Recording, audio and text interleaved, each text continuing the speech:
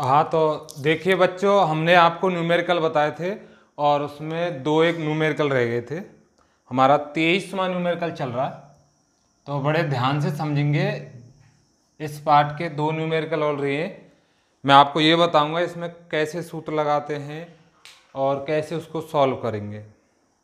तो देखो 23वां सवाल है और इसमें लिखा हुआ है कोई अनंत रेखीय आवेश, कोई अनंत रेखीय आवेश है और उससे 2 सेमी दूरी पर, यानी आर हो जाएगा हमारा, देखो आर बराबर हो जाएगा 2 सेमी, और विद्युत क्षेत्र की तीव्रता दी हो इस पर, यह है 9 गुणा 10 की घात 4। ई बराबर दिया हुआ है 9 गुणा 10 की घात 4 न्यूटन बटे कूलम। देखो आप समझिए पहले तो सवाल को, क्या दिया है उसने, अनंत रेखीय आवेश। इसको देखो हम आवेशित करें पॉजिटिव, तो याद करो गाउस के नियम की पहली डेरिवेशन, उसमें क्या था, अनंत रेखीय आवेश था, और इसी पर अब न्यूमेरिकल आ गया है। क्या कह रहा है वो, अनंत रेखीय आवेश से 2 सेमी दूरी पर, यानी यहां से ले लेते हैं हम सेंटर से, ये O हो गया और ये दूरी हो गई 2 सेमी। क्लियर। और यहां पर इसने दिया हुआ है E बराबर 9 गुणा 10 की घात 4।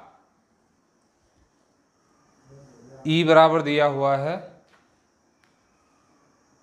E बराबर 9 गुणा 10 की घात 4, ठीक है, न्यूटन बटे कूलम। अब देखो हमको इस सवाल को करना कैसे है, तो तुरंत देखते ही चित्र हमारे दिमाग में ये बात आ जाएगी कि अनंत रेखीय आवेश के कारण विद्युत क्षेत्र की तीव्रता का जो सूत्र प्राप्त हुआ है उससे होगा ये। मैंने आपको पहले ही बताया था कि यदि हमको फॉर्मूला आता है, ठीक है, तो हमारी समझ में आ जाता है कि क्या इसने दिया हुआ है और क्या ये पूछ रहा है। तो फॉर्मूला है देखो, E बराबर 2k लैम्बडा अपॉन आर। तो पूछ क्या रहा है, इसमें लिखा हुआ है प्रश्न में रेखीय आवेश घनत्व, और रेखीय आवेश घनत्व को हम किससे व्यक्त करते हैं, लैम्बडा से। तो ये हो जाएगा लैम्बडा बराबर, ठीक है, क्वेश्चन मार्क। तो बहुत ही आसान है, क्लियर कह रहा है, देख लीजिए आप। आर दिया हुआ है, ई दिया हुआ है, के हम जानते हैं और लैम्बडा निकाल लेंगे, ठीक है। तो ये हो जाएगा लैम्बडा बराबर E into are upon 2k। एक बात पर इसमें गौर कीजिए, देखो ये तो न्यूटन बटे कूलम में एसआई पद्धति है, और यहां पर ये सीजीएस पद्धति में दूरी दी है 2 सेमी। तो इसको मैं मीटर में कन्वर्ट कर लूंगा, तो ये हो जाएगा 2 गुणा 10 की घात -2, और मात्रक क्या हो जाएगा इसका, मीटर। अब बहुत सिंपल है, आप सूत्र को अप्लाई कर दो, आ जाएगा। तो मान रखने पर ई का मान है 9 गुणा 10 की घात 4, आर का मान 2 गुणा 10 की घात -2 अपॉन 2 इंटू के का मान है 9 गुणा 10 की घात 9। आप इसको कैलकुलेट कर लीजिए, उत्तर आ जाएगा, ठीक है। देखो 2 से तो 2 कैंसिल हो जाएगा और 9 से 9 भी कैंसिल हो जाएगा, तो यहां पर आएगा, देखो ऊपर कितनी पावर बची है, देखो 10 की घात 4, ये -2, ये तो ऊपर पावर बची है, ठीक है, और नीचे बचा है 10 की घात 9, ऊपर जाएगा तो ये किसका हो जाएगा, माइनस का। तो हम लिख सकते हैं इसको 10 की घात -9। अब आप देख लीजिए, ये आ जाएगा लैम्बडा बराबर, देखो माइनस की पावर कितनी हो जाती है 10 पर 11 और प्लस की कितनी है 4, तो मैं इसे लिख सकता हूं 10 की घात -7। क्लियर।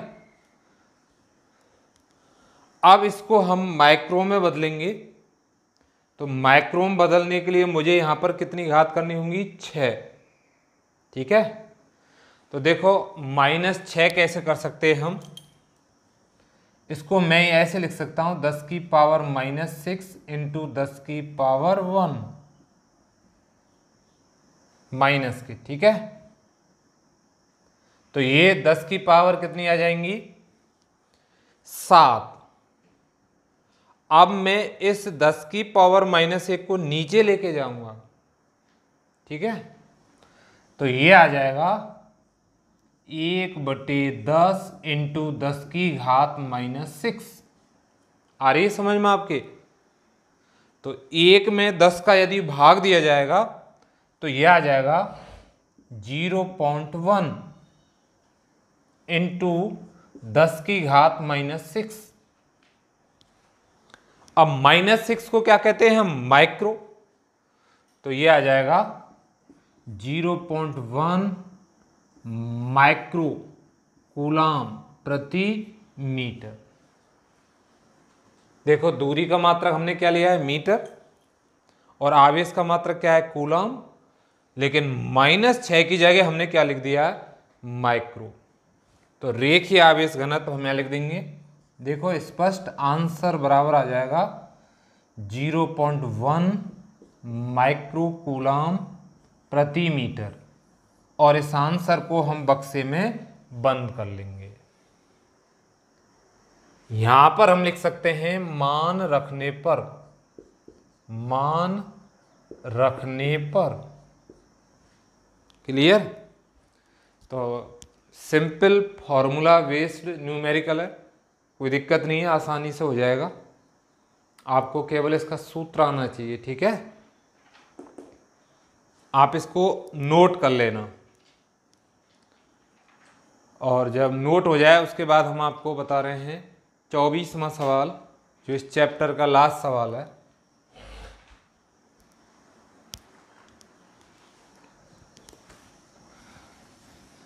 देखिए 24वें सवाल में इसने क्या दिया हुआ है,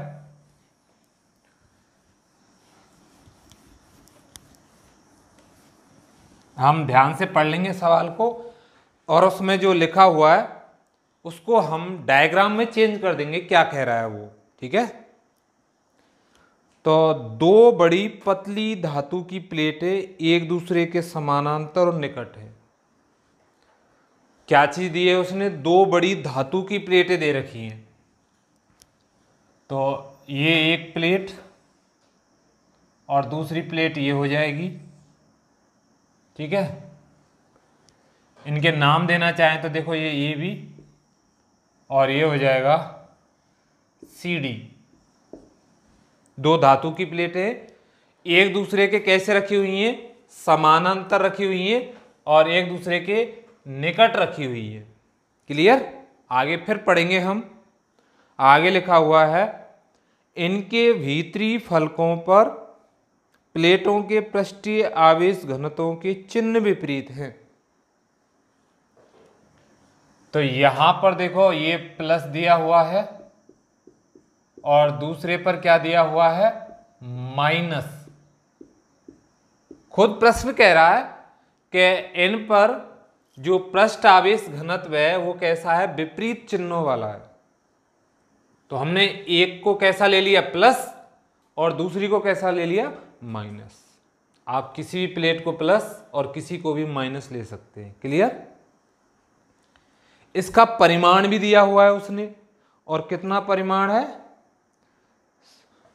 इसका जो परिमाण दिया हुआ है यानी ये दिया हुआ है सिग्मा बराबर 17.0 इंटू 10 की घात -22 कूलाम प्रति मीटर स्क्वायर। प्रत्येक का मान है। ये पृष्ठ आवेश घनत्व कैसे पता चला, देखो ये जो प्लेट दी हुई है इसका क्षेत्रफल होगा और उस क्षेत्रफल पर ये आवेश वितरित है। दूसरा हिंट हमको मिल रहा है इसके मात्रक से, देखो कूलाम बटे मीटर स्क्वायर आ रहा है, तो कूलाम आवेश का मात्रक हो गया और मीटर स्क्वायर किसका हो गया, क्षेत्रफल का। तो ये क्या है, पृष्ठ आवेश घनत्व, जिसको हमने किससे दर्शाया, सिग्मा से। क्लियर।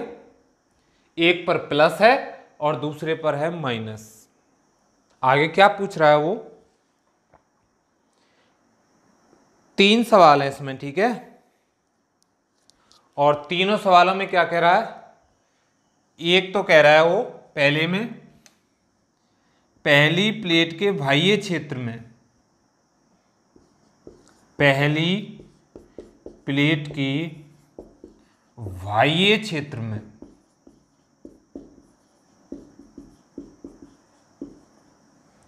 क्लियर, आ गया समझ में। देखो बेटे क्या कह रहा है वो, पहली प्लेट, अब पहली कौन सी मान लेंगे हम, ये रहा, इसके बाह्य क्षेत्र में।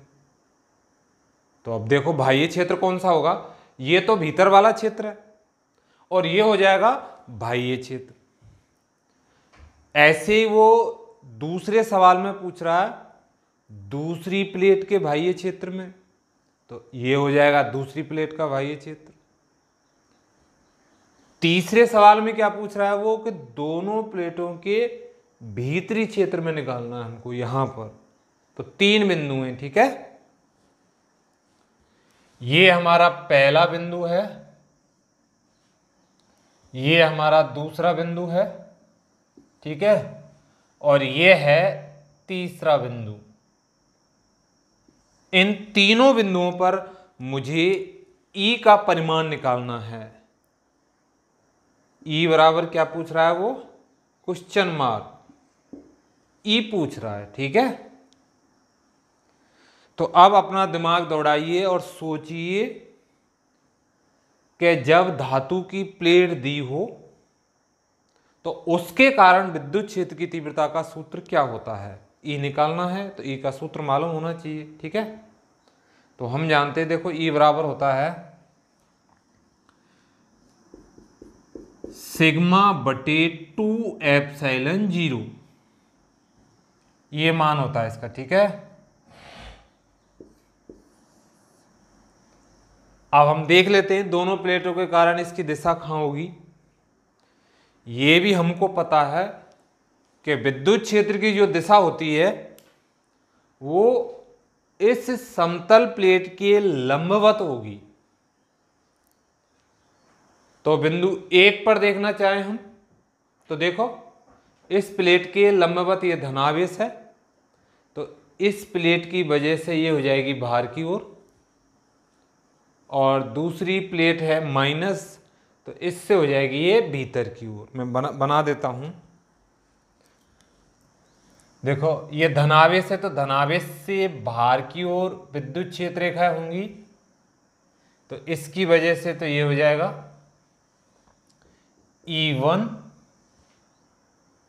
और ऋणावेशित जो प्लेट है उसकी वजह से हम निकालेंगे, तो ऋण में विद्युत क्षेत्र रेखाएं प्रवेश करती हैं, तो इसकी वजह से जो विद्युत क्षेत्र की तीव्रता यहां पर होगी वो हो जाएगी ऐसे, नाम दे देंगे हम इसको E2 सदिश।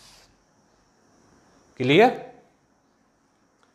तो चित्र से ये पता चल रहा है हमको कि दोनों विद्युत क्षेत्र की तीव्रता एक दूसरे के विपरीत हैं, और सवाल ने यह दिया हुआ कि एक दूसरे के बहुत ही निकट है, तो दूरी में कोई खास अंतर नहीं है। और वैसे हमने पढ़ा है कि ये सूत्र देखो दूरी पे डिपेंड ही नहीं है। प्लेट की निकट के बिंदुओं पर विद्युत क्षेत्र की तीव्रता क्या होती है, एक समान होती है सभी बिंदुओं पर जो प्लेट के पास मौजूद होते हैं। तो इसके कारण विद्युत क्षेत्र की तीव्रता और इसके कारण विद्युत क्षेत्र की तीव्रता पृष्ठ आवेश घनत्व समान होने से दोनों ही परिमाण में क्या होंगी, समान। तो हम कह सकते हैं E1 सदिश का परिमाण बराबर होगा E2 सदिश का परिमाण। दोनों विपरीत है, अतः यहां पर विद्युत क्षेत्र की जो तीव्रता है ई नेट बराबर आ जाएगी 0। यानी पहली प्लेट के बाह्य विद्युत क्षेत्र में विद्युत क्षेत्र की तीव्रता बराबर कितनी होती है? 0। क्लियर? तो आपको समझ में आ गया, इस बिंदु पर तीव्रता 2 होती हैं, एक इस प्लेट की वजह से बाहर की ओर और इस प्लेट की वजह से अंदर की ओर। लेकिन इन दोनों प्लेटों पर आवेश का परिमाण समान है क्योंकि पृष्ठ आवेश घनत्व समान है। दूसरा, ये दूरी पे भी डिपेंड नहीं है, तो दोनों तीव्रताएं परिमाण में क्या होंगी? बराबर। दिशा इनकी कैसे है? विपरीत, तथा ई नेट बराबर क्या आ जाएगा? 0। हम यहां पर लिख सकते हैं पहली प्लेट के बाह्य बिंदु पर विद्युत क्षेत्र की तीव्रताएं परिमाण में समान और दिशा में विपरीत होने के कारण एक दूसरे को नष्ट कर देती हैं, अतः इस बिंदु पर ई नेट बराबर क्या होगा? 0। क्लियर? बिल्कुल सेम डिटो इस पर हो जाएगा पॉइंट नंबर 2 पर। क्यों? देखो, ऋणावेश की वजह से देख लो आप, तो ऋणावेश की वजह से जो विद्युत क्षेत्र की तीव्रता होगी वो ऐसे हो जाएगी। हम कहाँ निकाल रहे हैं? अब ये निकाल रहे हैं हम बी दूसरी प्लेट के बाह्य क्षेत्र में E बराबर क्वेश्चन मार्क। ठीक है, तो ये किसकी वजह से? दूसरी प्लेट की वजह से, तो नाम दे देंगे E2। पहली प्लेट की वजह से देख लो, ये धनावेश है, तो धनावेश से विद्युत क्षेत्र की तीव्रता बाहर निकलती हैं और ऋणावेश में प्रवेश करती है। तो ये ऋण है तो इसमें प्रवेश कर रही है, तो विद्युत क्षेत्र की तीव्रता होगी इस प्लेट की ओर, जबकि धनावेशित प्लेट की वजह से होगी इस प्लेट से लंबवत बाहर की ओर। आप पहले पढ़ चुके हैं इस चीज को, ठीक है, आ रहा होगा समझ में। तो ये हो जाएगा E1 सदिश। वही स्थिति है, E1 सदिश का परिमाण बराबर होगा E2 सदिश के परिमाण की। तो यहां भी ई नेट बराबर क्या आ जाएगा? 0। यहां भी 0 प्राप्त होगा। ठीक है, अब हम देख लेते हैं तीसरे बिंदु पर जो इनके भीतर दिया हुआ है। तो ये हो जाएगा C, और C में क्या कह रहा है वो? प्लेटों के बीच में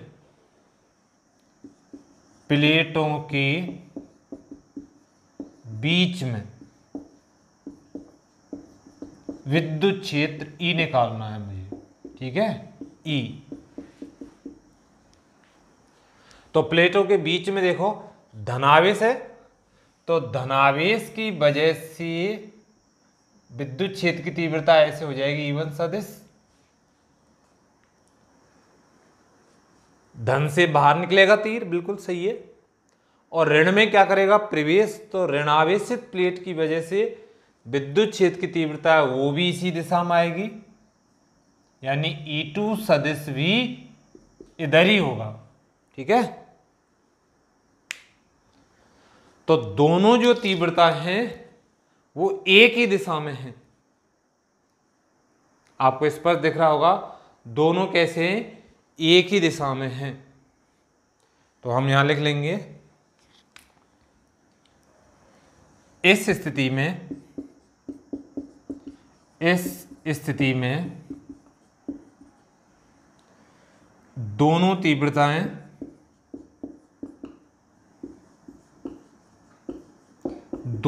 तीव्रताएं एक ही दिशा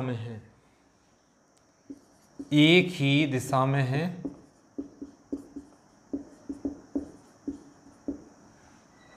अतः ई नेट सदिश बराबर हो जाएगा E1 सदिश प्लस E2 सदिश। यह ई नेट बराबर हो जाएगा, E1 का मान लिख लो, E1 प्लस E2 ऐसे कर दो, एक ही दिशा में है ना, तो यह आ जाएगा ई नेट बराबर सिग्मा बटे 2 एप्सिलॉन 0 प्लस सिग्मा बटे 2 एप्सिलॉन 0। इन दोनों को जोड़ेंगे,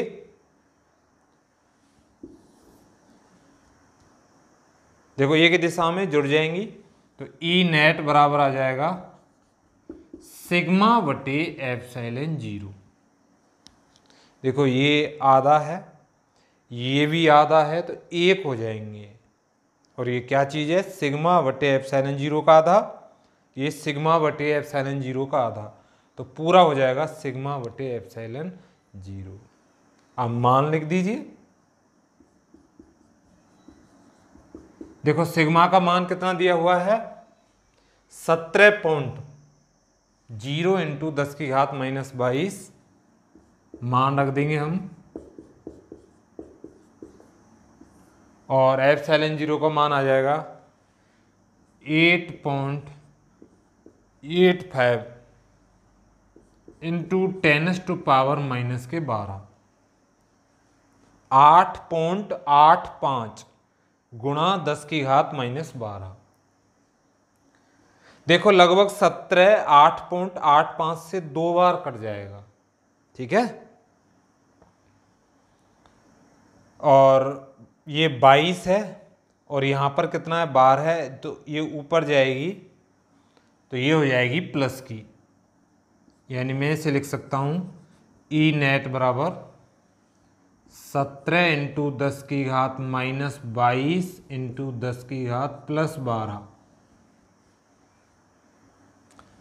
बटे आ जाएगा 8.85, ठीक है। तो 22 में से 12 गए तो कितने बच जाएंगे, 10, ठीक है। तो ये उत्तर आ जाएगा इसका आंसर।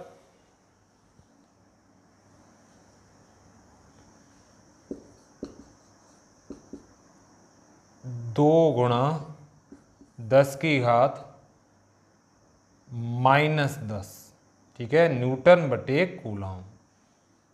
थोड़ा सा ज़्यादा आएगा, ठीक है, तो थोड़ा सा कम बैठेगा, ठीक है, तो थोड़ा सा कम आएगा, लेकिन उसको हम लगभग कितना लिख सकते हैं, 2 गुणा 10 की घात -10। या आप एक्यूरेट मान निकालना चाहते हो तो 17 में इसका क्या दे देंगे हम, भाग।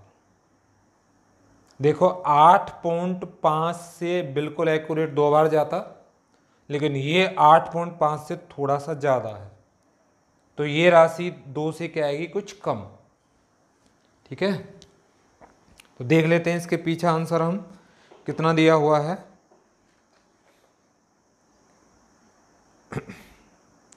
1.9, ठीक है, नैनो कूलम, न्यूटन बटे कूलम। तो ये आ जाएगा यहाँ पर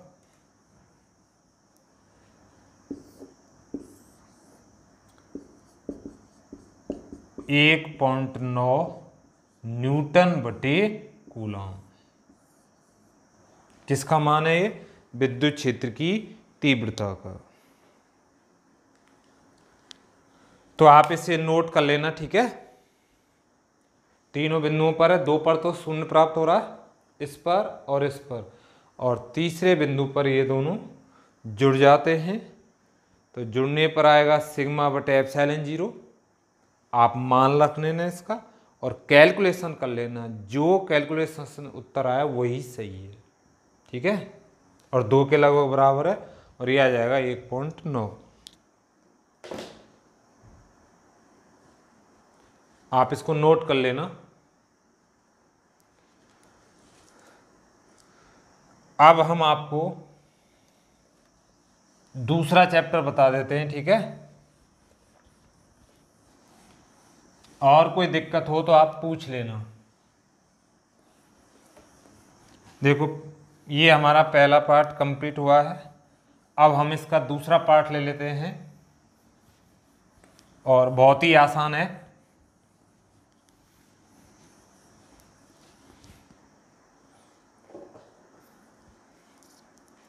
देखो दूसरे पार्ट का नाम क्या है, आप नोट कर सकते हैं। यह है स्थिर वैद्युत विभव। स्थिर वैद्युत विभव। एक तो ये टॉपिक है इसमें, ठीक है। और दूसरा टॉपिक है तथा धारिता।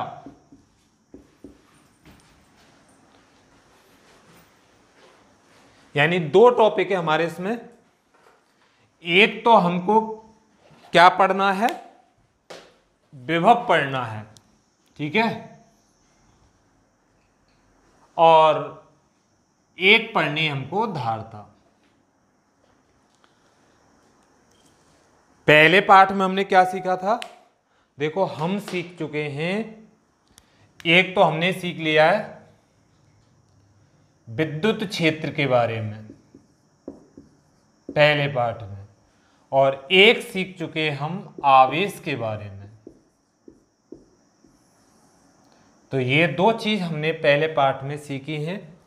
और हमने न्यूमेरिकल करना भी सीखा है, और उसमें सीखा था कि जो भी प्रश्न में आंकड़े दिए हैं आप उनको नोट करके लिख लीजिए। उसके बाद सूत्र याद करने की कोशिश कीजिए कि ऐसा कौन सा सूत्र है जिसमें दी गई राशियां आ रही हैं। जैसे ही सूत्र मिल जाएगा हम आसानी से उस सूत्र को अप्लाई करके न्यूमेरिकल सॉल्व कर सकते हैं। तो यहाँ पर देखिए विद्युत विभव के बारे में सीखना है हमको, तो बहुत आसान है।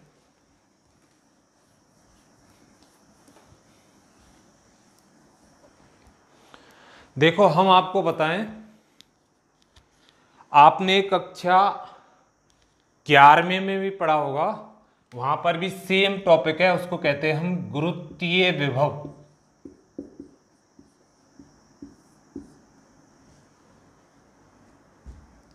देखो हम यदि जमीन से कोई चीज को ऊपर उठाते हैं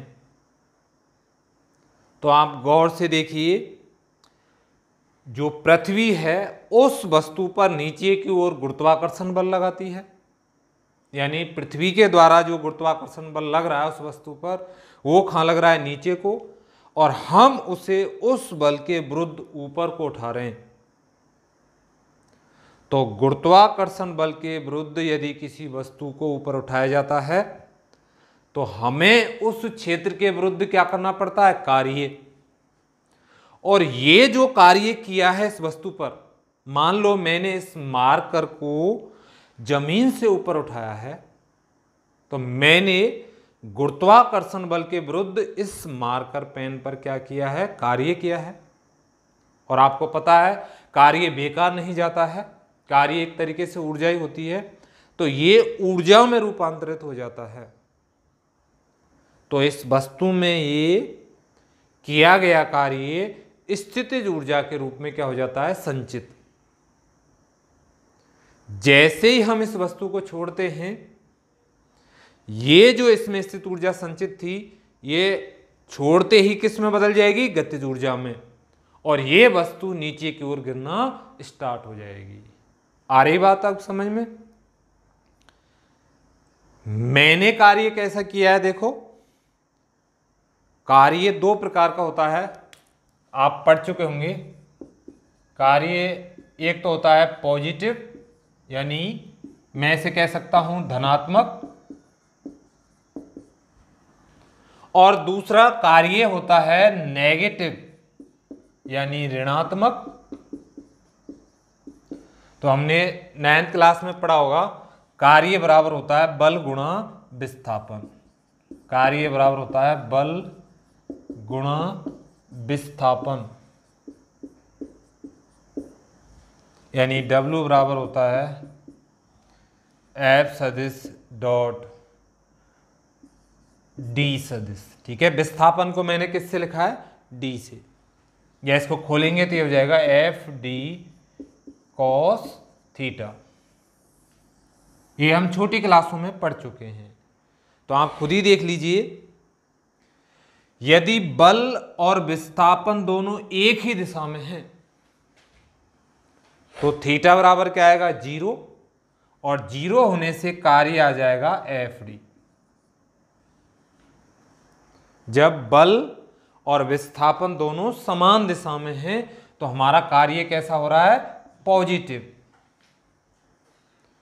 लेकिन जब बल और विस्थापन दोनों एक दूसरे के विपरीत हों तो विपरीत होने पर हम देख सकते हैं, देखो बल मान लो इधर है और विस्थापन इधर है, तो इनके बीच में थीटा बराबर हो जाएगा 180, और कॉस 180 का मान होता है -1, तो उत्तर आ जाएगा -k/d। यानी समान दिशा होने पर कार्य पॉजिटिव होता है। आप अच्छी तरह से दिमाग में बैठा लीजिए, आपको ये पार्ट समझना है तो आपको ये पुरानी नॉलेज आनी चाहिए। ये आ जाएगी तो आपको कभी कोई दिक्कत नहीं आएगी विभव में, ठीक है। तो मेरे द्वारा जो किया गया कार्य है हम देख सकते हैं, देखो यदि दोनों बल और विस्थापन समान दिशा में तो धनात्मक आ रहा है, और विपरीत दिशा में बल और विस्थापन तो कैसा आ रहा है, नेगेटिव। तो आप दिमाग लगा लीजिए, मेरे द्वारा बल लग रहा है वो ऊपर की ओर लग रहा है, और इस वस्तु में विस्थापन भी ऊपर की ओर हुआ है, तो मेरे द्वारा जो कार्य हो जाएगा वो हो जाएगा पॉजिटिव। कैसा होगा, पॉजिटिव। जबकि गुरुत्वाकर्षण बल द्वारा किए गए कार्य देखें, देखो ये वस्तु तो जा रही है ऊपर को और गुरुत्वाकर्षण बल लग रहा है नीचे को, तो गुरुत्वाकर्षण बल द्वारा जो कार्य होगा वो कैसा हो जाएगा, नेगेटिव। यानी हम कह सकते हैं हम यदि किसी वस्तु पर कार्य कर रहे हैं तो वो पॉजिटिव होगा, जबकि गुरुत्वीय क्षेत्र द्वारा किया गया कार्य कैसा होगा, नेगेटिव। ऐसे ही बिल्कुल सेम है यहां पर गुरुत्वीय क्षेत्र की जगह कौन सा क्षेत्र आ जाएगा, जो हमने पहले पाठ में पढ़ लिया है और जिसका नाम है विद्युत क्षेत्र। तो वहां भी दो कार्य हो जाएंगे। विद्युत क्षेत्र के द्वारा जो कार्य होगा वो कैसा हो जाएगा, नेगेटिव। इसी की तर्ज पे मैं कह सकता हूं, और हमारे द्वारा किया गया कार्य वो कैसा हो जाएगा, पॉजिटिव। देखो समझ लेते हैं इसको। मान लो मेरे पास कोई आवेश मौजूद है कैपिटल Q, और उस आवेश के चारों ओर विद्युत क्षेत्र उत्पन्न होता है। हम पहले पाठ में पढ़ चुके हैं। ये कैपिटल Q है और इसके चारों ओर क्या उत्पन्न हो रहा है, विद्युत क्षेत्र। मैं कह सकता हूं यह है विद्युत क्षेत्र, ठीक है। अब मैं किसी आवेश को इस विद्युत क्षेत्र में लाता हूं। देखो यहां से मैं किसी आवेश को, ये मान लो स्मॉल क्यू आवेश है, और इस स्मॉल क्यू आवेश को मैं इस कैपिटल क्यू आवेश के विद्युत क्षेत्र में लाना चाहता हूं। तो देखो मैं जैसे ही इस आवेश को लाऊंगा, ये धनावेश है और ये भी धनावेश है, तो ये आवेश इसको क्या करेगा, प्रतिकर्षित, यानी दूर भगाने की क्या करेगा, कोशिश। और मैं इसके पास ला रहा हूं, ठीक है। तो मुझे इस क्षेत्र के विरुद्ध क्या करना पड़ेगा, कार्य। और जो इस क्षेत्र के विरुद्ध मैंने इस आवेश पर कार्य किया है वो इस आवेश में स्थितिज ऊर्जा के रूप में क्या हो जाता है, संचित हो जाता है। यानी विद्युत क्षेत्र के विरुद्ध यदि किसी आवेश पर कार्य किया जाए, विद्युत क्षेत्र के विरुद्ध यदि किसी आवेश पर कार्य किया जाए, तो उस आवेश में वो कार्य किसके रूप में संचित हो जाता है, स्थितिज ऊर्जा के रूप में संचित हो जाता है। तो मैं कह सकता हूं, देखो, यदि मैं इस आवेश को इस विद्युत क्षेत्र के किसी बिंदु P तक ला रहा हूं, ये मान लो बिंदु P है, तो आवेश को लाने में मेरे द्वारा जो कार्य होगा वो तो कैसा हो जाएगा, पॉजिटिव। क्यों? देखो बल इधर ही लग रहा है और इस आवेश में विस्थापन भी इधर हो रहा है, दोनों एक ही दिशा में हैं, तो कार्य हो जाएगा पॉजिटिव। विद्युत क्षेत्र के द्वारा कार्य देखें हम, WE देखें, तो विद्युत क्षेत्र किधर बल लग रहा है, देखो FE बल लगा रहा है इधर, ये धनावेश है, तो धनावेश से बल लगेगा इससे दूर, और हम आवेश को ऐसे ला रहे हैं, तो इस आवेश पर इसके विरुद्ध क्या करना पड़ेगा, कार्य, और ये कार्य कैसा हो जाएगा, नेगेटिव। बल की दिशा इधर है जबकि विस्थापन की दिशा किधर है, ये दोनों एक दूसरे के विपरीत हैं, तो किया गया कार्य क्या हो जाएगा, नेगेटिव। यानी हम कह सकते हैं जब किसी भी आवेश को विद्युत क्षेत्र के किसी बिंदु तक लाते हैं तो विद्युत क्षेत्र के द्वारा किया गया कार्य तो कैसा होता है, नेगेटिव, जबकि हमारे द्वारा किया गया कार्य कैसा हो जाता है, पॉजिटिव। और ये किया गया कार्य किसके बराबर होता है, स्थितिज ऊर्जा के। यदि आवेश को मैं एकांक कर दूं, ठीक है, तो एकांक आवेश पर यह किया गया कार्य ही क्या कहलाता है, विभव कहलाता है। लेकिन उसके लिए हमारा जो बिंदु है उस स्थान पर होना चाहिए जहां से हम आवेश को ला रहे हैं, कि इसका विद्युत क्षेत्र जहां शून्य हो, तो अनंत दूरी पर हम इस आवेश का विद्युत क्षेत्र क्या मान सकते हैं, शून्य। तो अनंत से यदि किसी एकांक धनावेश को विद्युत क्षेत्र के किसी बिंदु तक लाया जाता है तो वो किसके बराबर हो जाता है, विभव के बराबर हो जाता है। ठीक है, तो हम विभव बराबर लिख सकते हैं, देखो विभव बराबर होता है कार्य बटे आवेश। यानी B बराबर हो जाएगा W/Q। आ रही बात आप समझ में? एकांक आवेश पर जो कार्य किया जाता है वो किसके बराबर होता है, विभव के। देखो इसको एक कर लो, एक, तो कार्य विभव बराबर क्या है, आप ध्यान से समझिए, विभव बराबर आ रहा है कार्य बटे आवेश, यानी V बराबर आ जाएगा W/Q। ठीक है, तो हम यदि विद्युत विभव की परिभाषा बनाना चाहें तो उसके लिए मुझे देखो क्या करना पड़ेगा, आवेश को कहां से लाना पड़ेगा, अनंत से। आप अच्छी तरह से बैठा लीजिए, आवेश यदि अनंत पर है तो अनंत पर इस आवेश के कारण विद्युत क्षेत्र की तीव्रता का मान क्या होगा, शून्य, तो लगने वाला बल का मान भी क्या होगा, शून्य। तो अनंत से यदि एकांक धनावेश को हम विद्युत क्षेत्र के किसी बिंदु तक लाते हैं तो ये जो कार्य किया जाता है ये कार्य किसके बराबर हो जाता है, विद्युत विभव के बराबर हो जाता है। तो आप हेडिंग डाल लीजिए, स्थिर वैद्युत विभव, स्थिर वैद्युत विभव,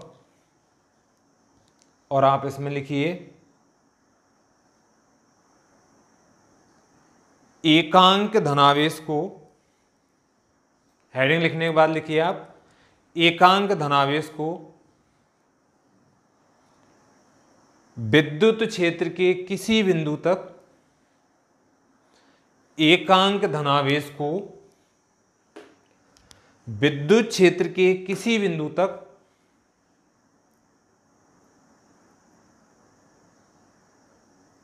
लाने में जो कार्य किया जाता है, लाने में जो कार्य किया जाता है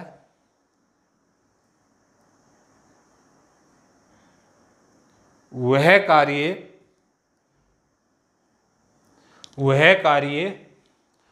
उस बिंदु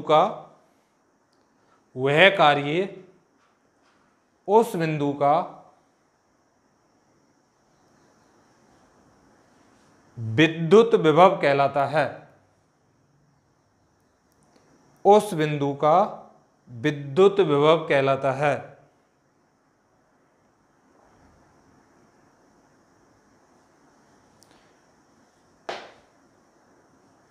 आगे लिखिए आप, अतः विद्युत विभव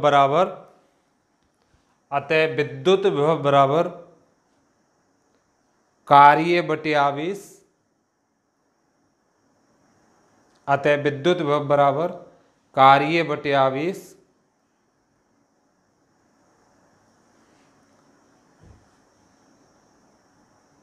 या ये नोट कीजिए आप, B बराबर W बटे Q।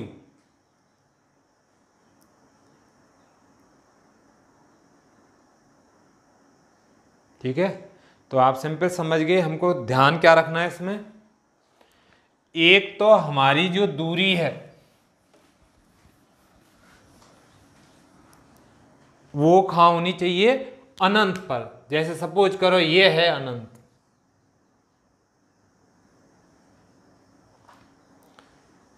और एक जो आवेश है वो कैसा होना चाहिए, एकांक धनावेश। यानी एकांक धनावेश को अनंत से विद्युत क्षेत्र के किसी बिंदु तक लाने में जो कार्य किया जाता है वही उस बिंदु का विद्युत विभव कहलाता है। तो विद्युत विभव बराबर हो जाएगा कार्य बटे आवेश। यानी इसका सूत्र निकालना चाहें हम तो W बराबर, आगे से ध्यान रखना, Q इंटू V।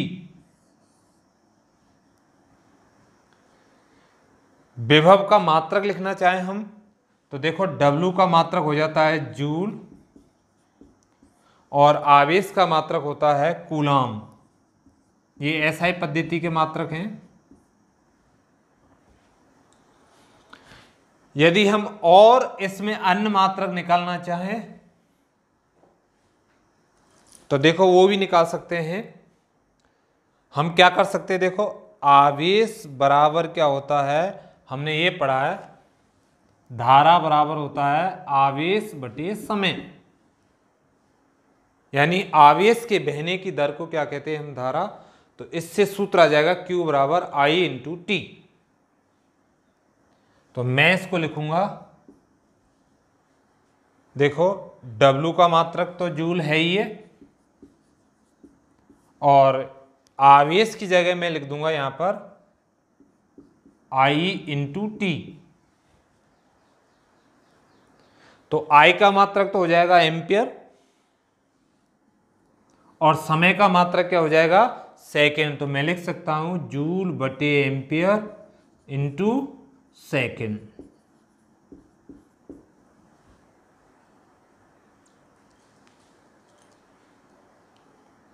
क्लियर। अब हम इसकी विमा निकालना चाहें तो वो भी आसान है। देखो इसकी विमा हम कैसे निकाल सकते हैं, विमा बराबर हो जाएगा, देखो मुझे किस किस की विमा आना चाहिए, एक तो आनी चाहिए कार्य की विमा, और दूसरी हो जाएगी आवेश की विमा।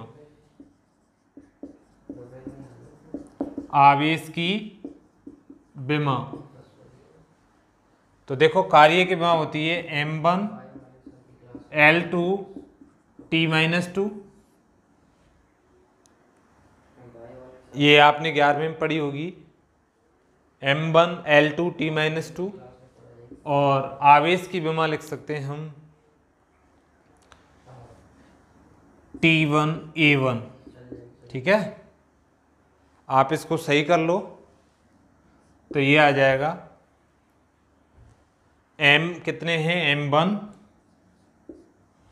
L2, आप देखिए T ऊपर माइनस के 2 हैं और नीचे कितना है 1, ये ऊपर जाएगा तो माइनस का हो जाएगा, तो मैं लिख सकता हूं T-1 और यहां पर पहले से कितना है माइनस के 2, तो ये हो जाएंगे माइनस के 3, 2 पहले से ही है, ये माइनस का हो जाएगा और हो जाएंगे माइनस के 3। ये देख लेते हैं, ऊपर तो है नहीं, ये जाएगा तो ये आ जाएगा -1। याद करो, मैं आपको पहले बता चुका हूं, इसको देखो 12 माइनस के 31 आ रहा है। विद्युत क्षेत्र की तीव्रता की जो विमा आई थी वो आई थी यहां पर 11 था, M1 L1 T-3 A-1, तो ये इसकी विमा हो जाएगी, आप नोट कीजिए, इसको लिख सकते हो आप, और ये इसकी क्या हो जाएगी विमा,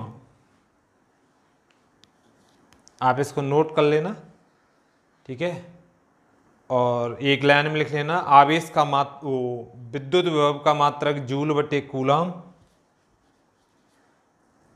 बराबर जूल बटे एम्पेयर इंटू सेकेंड, और इसी को एक नाम दे दिया है और वो कहते हैं हम वोल्ट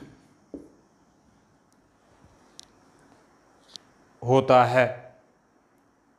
विद्युत विभव का मात्रक जूल बटे कूलम या जूल बटे एम्पेयर इंटू सेकेंड या वोल्ट होता है।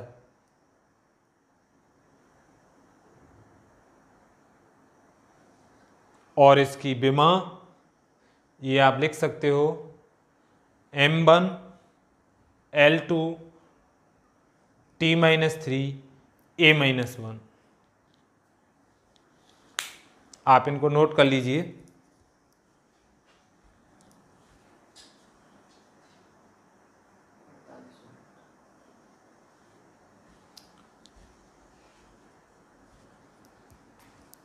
आगे आप नोट कीजिए,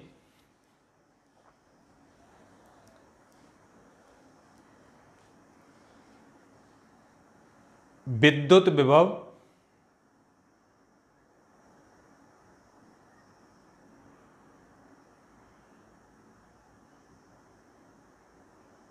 धनात्मक, विद्युत विभव धनात्मक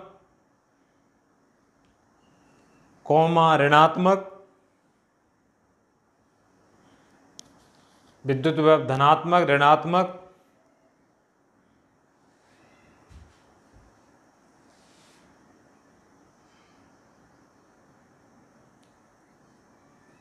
कौमा शून्य कुछ भी हो सकता है, कौमा शून्य कुछ भी हो सकता है।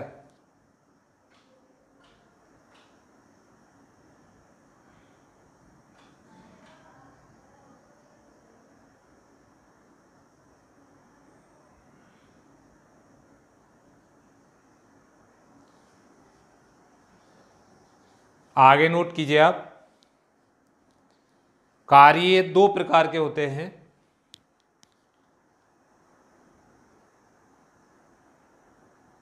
नंबर 1 धनात्मक कार्य और नंबर 2 हो जाएगा ऋणात्मक कार्य।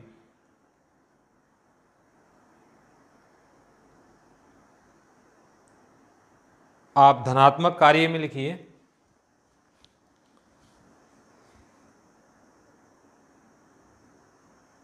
जब किसी वस्तु पर कार्य किया जाता है, जब किसी वस्तु पर कार्य किया जाता है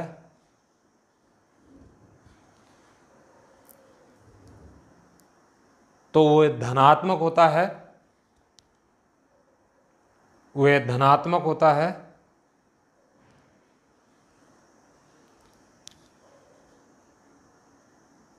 और जब वस्तु स्वयं कार्य करती है, और जब वस्तु स्वयं कार्य करती है तो वह कार्य ऋणात्मक होता है।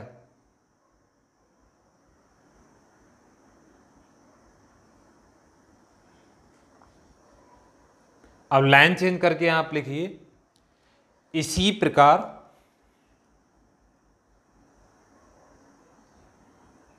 विद्युत विभव भी, इसी प्रकार विद्युत विभव भी दो प्रकार के होते हैं। इसी प्रकार विद्युत विभव भी दो प्रकार के होते हैं। नंबर 1 आप लिख लीजिए धनात्मक विद्युत विभव, और नंबर 2 हो जाएगा ऋणात्मक विद्युत विभव।